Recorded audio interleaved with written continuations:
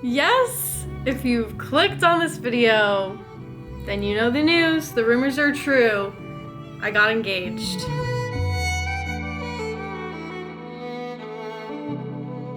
And yes, also if you hear music playing in the background, it's Memorial Day when I'm filming this. So there's a bunch of Memorial Day block parties going on and there's literally nothing I can do about it if you want to see this video. So we're gonna live with it. It's fine. Okay, just kidding. I was getting really annoyed by the music. I don't even know if you guys could hear it, but it was sure pissing me off. Yes, let's talk about the elephant in the room. I got engaged, and if you want to see my ring, there she is. Yes, I picked the ring out. Ray and I live in the 21st century, so that's the thing. I basically just wanted something that was kind of whimsical yet timeless at the same time. So it's just this really beautiful ring with like little branches around it. And I love it. So probably you have many questions running through your head. How did he do it? When did it happen? When are you getting married? La la la. I will answer these questions, okay? I will. I'm going to try to see if I can preemptively answer as many questions about this as possible. I'm not going to give that much information out because I do share my life on social media to a certain extent, and by social media I mean YouTube because I'm not on any other social medias at the current moment besides maybe a yearly or twice yearly post on Instagram. Ray and I have been dating for 5.5 years now, and essentially giving as few details as possible while still giving you the story of kind of what happened and how he proposed. We live close to where we had our first date. We go by there all the time. He was kind of just like, hey, let's go like on a walk. Let's take Flip out and like have a nice day, whatever. And essentially we walked past the spot and he got down on one knee and proposed. And it was very sweet. We were both crying. And yeah, it was very lovely. And it was just the two of us, no extra stuff. At the end of the day, that's what it's about. The two of us. And then to answer your questions that are probably popping up in your head, are we gonna have a wedding? No. The reason why Ray and I are not going to be having a wedding, number one, is because weddings are stupidly expensive. And before you say, oh, but you could just, I'm so appreciative of all of your guys's probably wonderful, frugal, nice, cute wedding hacks. Ray and I very much are people that absorb whatever energy is in the room. And I think even if we just did something cheap or whatever, it's a whole thing. I don't know. If family members of ours want to throw a party and invite us, we'll go. But we're gonna go to the courthouse in New York and get married. We'll do like a honeymoon or whatever. And then really, at the end of the day, spend the money on a piece of land in Aotearoa, New Zealand. Because that's our goal. That's where we want to be. So I don't know why we would deviate by at least several $1,000s on that plan. I don't know. It's just not really our vibe, to be honest. So no wedding. We'll get married at some point. I don't know when. Maybe next year, maybe this year. Who knows? The world is our oyster because we're just going to go down to City Hall and get married whenever we want. So that's fun. That's really all there is to it. I feel like those are all the questions that would have to do with an engagement announcement. Anyways, I have a couple of questions that were asked. Not that many. I made a post about this like a week or two ago. Let me read some of the questions that I got from this post. One of the questions was, what are your thoughts on your no-buy year after your break, if they have changed, and are you thinking about doing another one, like next year or whatever? My thoughts on the no-buy year are pretty much the same as when I first shared them in my video after, when I was kind of recapping the whole experience. However, I haven't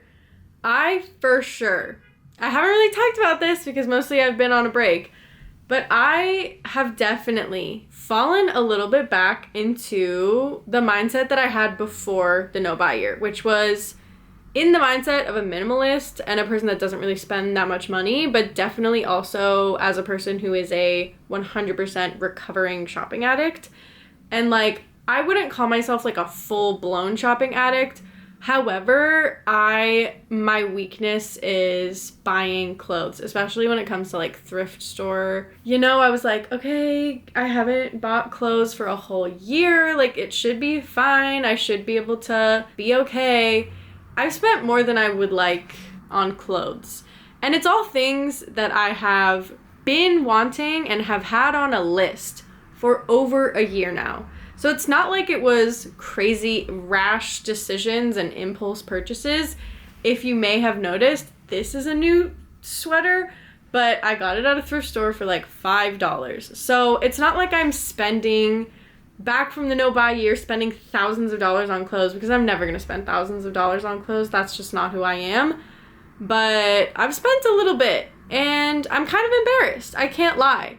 But at the same time, I feel like, and I think I've talked about this before, I definitely girl bossed a little bit too close to the sun with my 10-item wardrobe situation, and I think I was trying a little bit too hard to fit into the minimalism space, especially as a YouTuber. I don't like regret giving away the clothes that I gave away. There's probably like one or two things that I think about on a semi-regular basis that I was kind of like, well, I do actually kind of miss that piece of clothing, and I wish I maybe hadn't have gotten rid of that. But it's like two things out of like a bag or two of clothes that I got rid of. So it's really not that big of a deal. I've been doing okay. Like, it's not like I've been going crazy and buying everything that I'm looking at, but I think going from like zero buying anything to buying a couple of things that I actually have needed for about a year, that was one thing that I didn't really 100% take into account. And I think I had such strict rules last year that these not very strict rules for me are definitely not working as well. I'm just being totally honest. The thing that I said at the beginning of the year with all the like low buy restrictions that I was going to give myself, I have not looked twice at that list, and I honestly don't even remember what I wrote down. I think in general, I'm saying no to most things in terms of like purchasing, but I think I should have been more realistic about what was going to happen after the fact when I hadn't been buying things for an entire year and certain things that I did need or want or whatever, and then how to address that. If you want a video of me thinking about that and pondering about that a little bit more, I'm very happy to do so.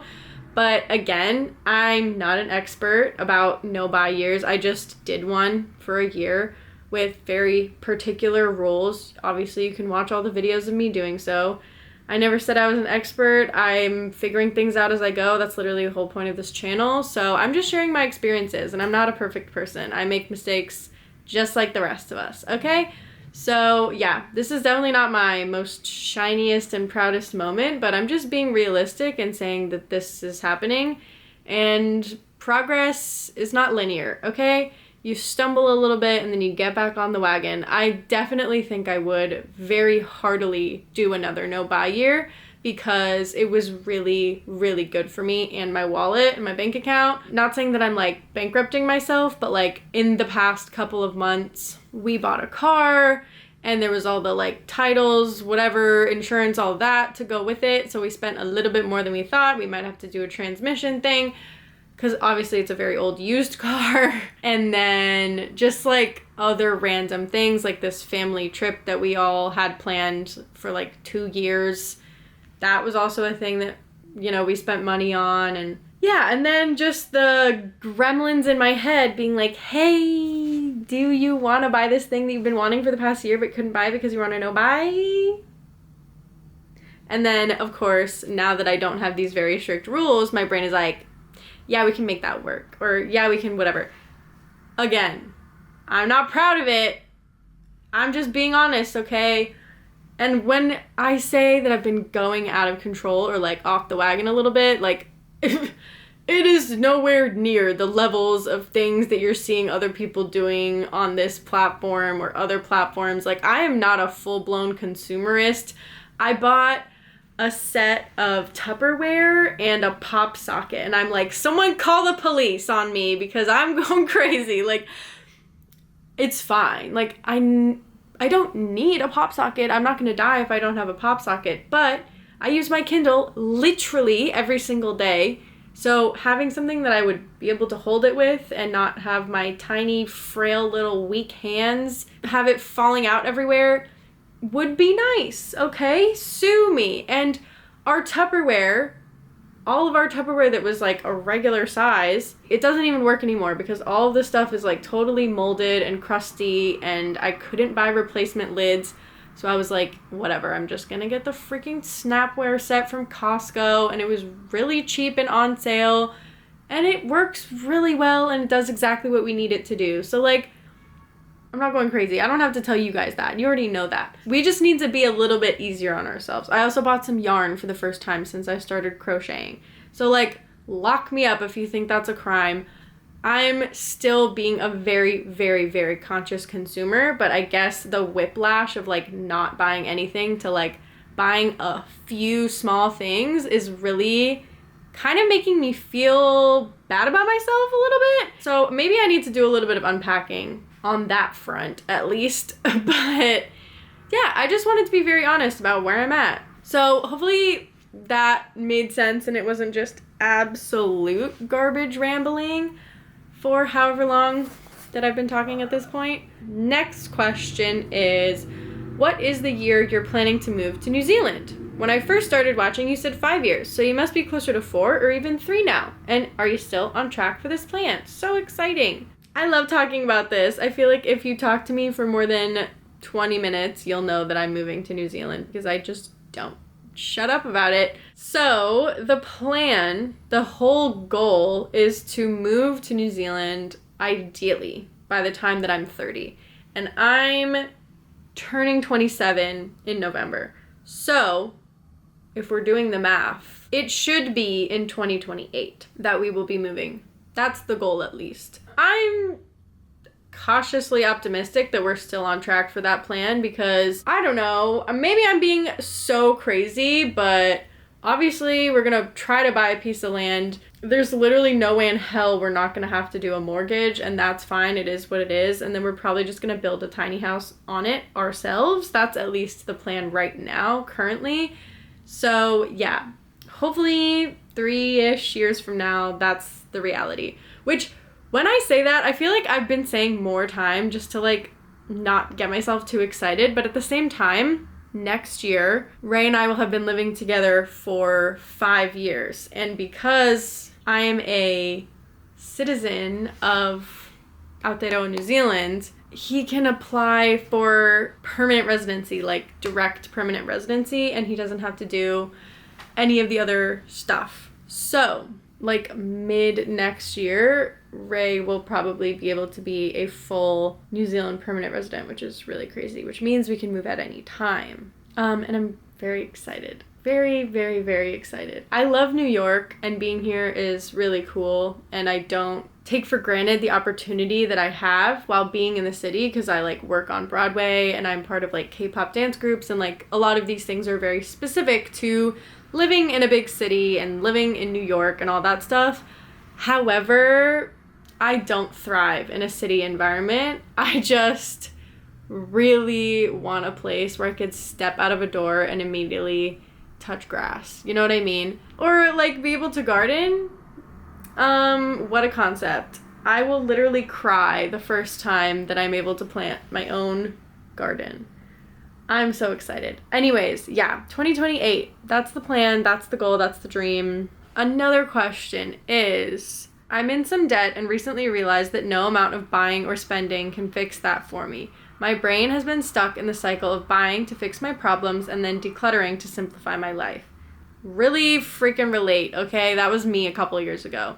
But really, I just replaced a lot of perfectly good stuff with different things. I'm working on strategies, and it sounds really dumb, really obvious that the solution is to stop spending. But I justify so many tiny needs that I don't know if I'll ever get out of this hole. Okay, my best advice, honestly, as someone that is very much understanding of where you're coming from, as someone that has struggled with the same exact things, you kind of just need to completely disallow yourself from buying anything at all. And that will work for a little while. As you can see from what I was just talking about before, it's not going to work forever. You either need to make very very, very specific rules about what you can and cannot buy, or you just need to do the thing where like you're not allowed to buy something for a whole month after you think of the thing that you want to buy. And honestly, as someone that spent an entire year not spending money on things, there's always a way. There's always a way to get something without spending money on it. There are certain things that are very important, not absolutely direly necessary. I spent the entire year last year with my very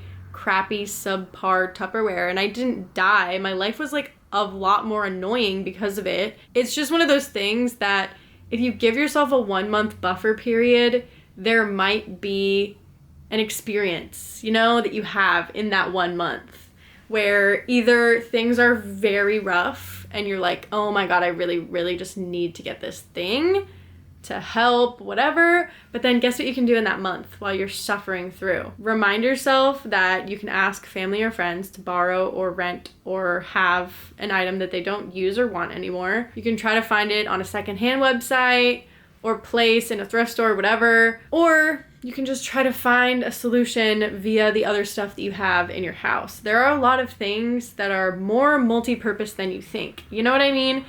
Like, you don't need a avocado cutter because you have a knife. And like, you don't necessarily need a rice cooker because you have stovetop pan, whatever. Just give yourself that 1 month buffer period and be like, okay, is me not having this item making my life more difficult or adding time to my day that is like something that I can't justify anymore? Because I personally love having a rice cooker. Every single time that I do rice on my stovetop, I burn it, and that wastes money and it wastes time. So for me, the rice cooker is a justifiable purchase. But for other people, it's just excessive. It's not necessary. So like, figure out what's right for you. And I definitely highly recommend doing the 1 month buffer period because chances are it's usually not like a life and death situation. And if it is, obviously do the thing or buy the thing or whatever. There's so many more ways to solve a problem than spending money immediately, because you can always ask a friend, ask a family member, ask someone in your community, borrow it, rent it.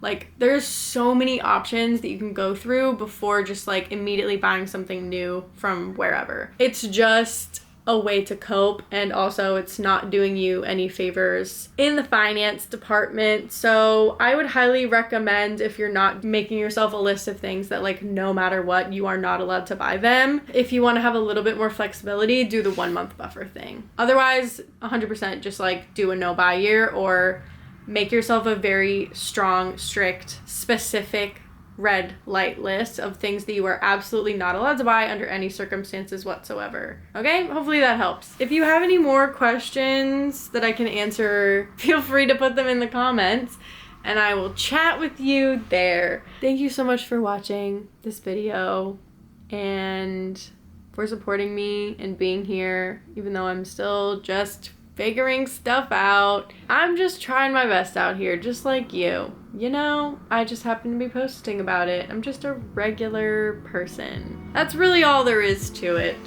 Anyways, I really just need to stop talking at this point. So thanks so much for watching. I'll see you in the next one. Till then, I'm sending you all my love. Because we're all just trying our best out here. Yeah, that's what I said before, right? Yeah, that's all.